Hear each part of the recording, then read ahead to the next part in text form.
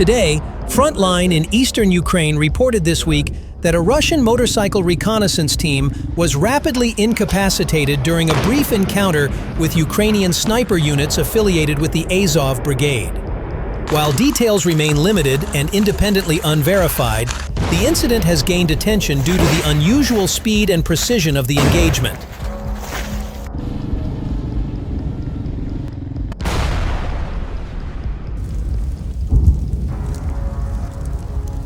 According to Ukrainian military statements, a small Russian motorcycle detachment was spotted advancing along a rural access route frequently used for probing Ukrainian defenses.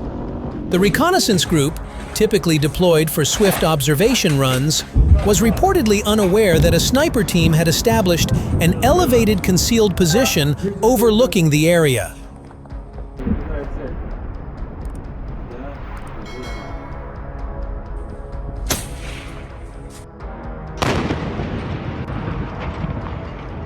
Within minutes of the Russian unit entering the sector, Ukrainian snipers opened fire, disabling the motorcycles and halting the patrol's movement. Ukrainian officials claimed the engagement was over almost immediately, emphasizing the high level of coordination between reconnaissance drone operators and the sniper element.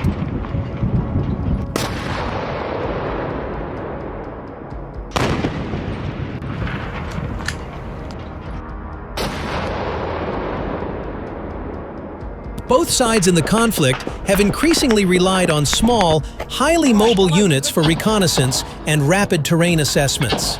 Motorcycle teams in particular offer speed, maneuverability, and the ability to traverse rough ground where armored vehicles struggle.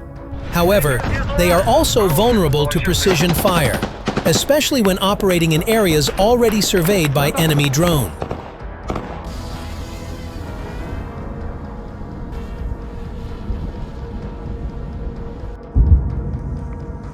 Ukrainian officers described the strike as an example of how combined aerial observation and sniper fire can neutralize mobility advantages. Military analysts note that this reflects a broader trend in the war. Smaller, lighter units are becoming more exposed as battlefield surveillance grows more pervasive.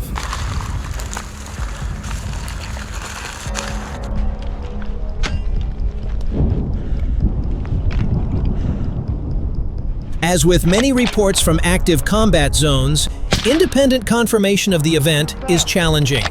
Russian channels have not issued official statements about the loss of a motorcycle patrol in the sector referenced by Ukraine. Analysts caution that both sides routinely craft narratives aimed at projecting strength and morale.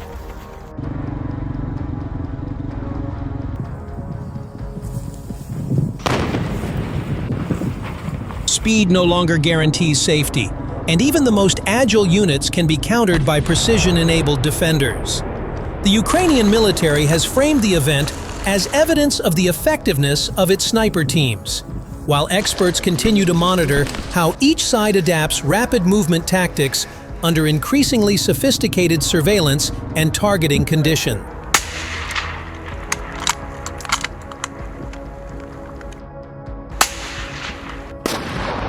Ukrainian command deployed some of their most lethal drone units to hunt down Russian infiltrators inside Pokrovsk, with special forces proving their effectiveness by dealing the enemy some of their worst losses in the biggest drone massacre of the war.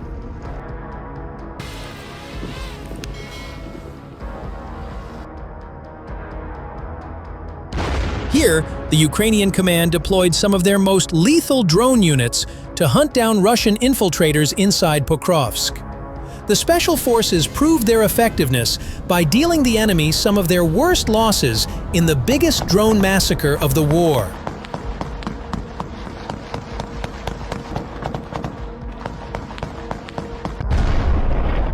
President Volodymyr Zelensky's arrival at Magyar's headquarters on the Pokrovsk front marked the moment Ukrainian drone warfare entered an intensified phase.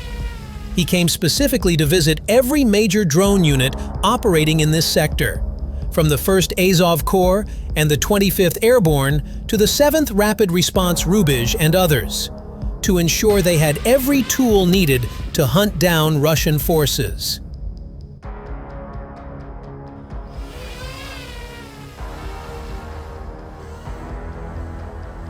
Both Zelensky and Commander-in-Chief Syrskyi issued the same directive: finish off the Russians in Pokrovsk, and what followed proved the order had landed with absolute clarity.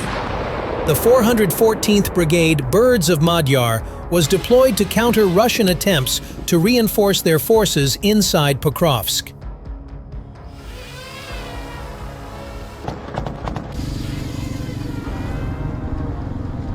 The Russian command continues using the tactic of infiltration, and footage shows that now most of the soldiers are moving alone, trying to use the terrain and every advantage to hide, hoping Ukrainian operators will not spend drones on single soldier.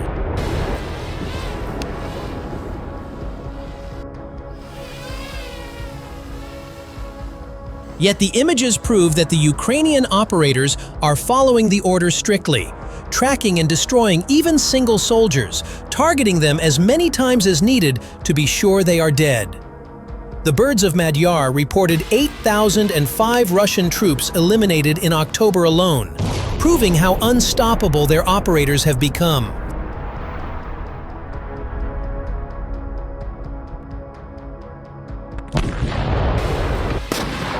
With just one clip showing 39 Russian soldiers, 6 motorcycles, and a quad bike destroyed, infiltrators hunted day and night, and even soldiers hiding under rubble or inside garages found and neutralized.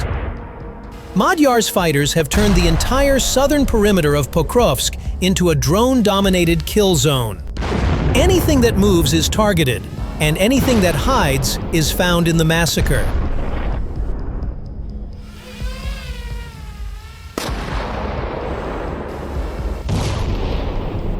Alongside them, Ukraine's main intelligence directorate deployed its elite special forces with the specific task to clear those Russians already inside the town, a decision that immediately altered the balance of the battle. Its drone operators are among the most skilled, and once they joined the fight for Pokrovsk, Russian losses skyrocketed.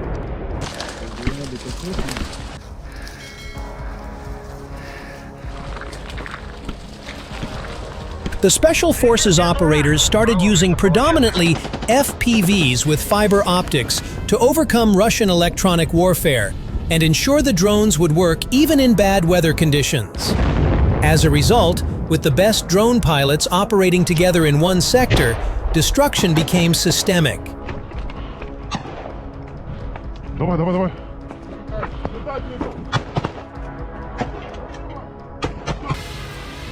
In a single month, Ukrainian special forces eliminated more than 1,500 Russian troops, destroyed 39 artillery systems, and took out 18 electronic warfare and air defense assets. Their Pokrovsk record also includes 20 tanks, 62 other armored vehicles, and 532 trucks, cars, and motorbikes, but also ammunition dumps and critical fuel storage points deep in the Russian rear.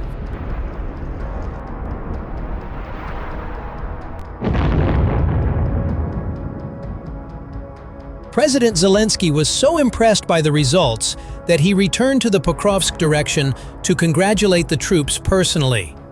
During the visit, he awarded soldiers, spoke directly with drone operators, and emphasized that Russia had achieved no success around Pokrovsk in recent days, despite launching one of the most intense offensive campaigns anywhere on the front line.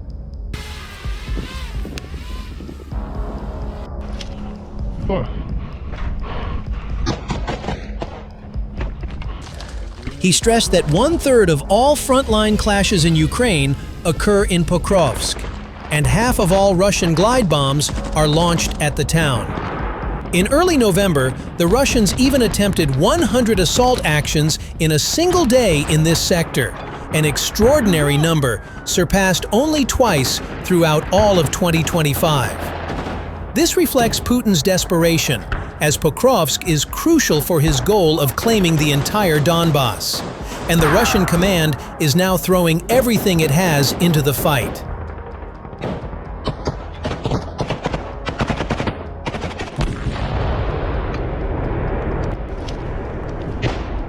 Overall, the deployment of Ukraine's most advanced drone units to Pokrovsk demonstrates exactly how seriously Ukraine takes its defense. During his frontline visit, Zelensky said clearly that Pokrovsk is Ukraine. This is Ukraine's east, and the leadership of the country will do everything to keep it Ukrainian.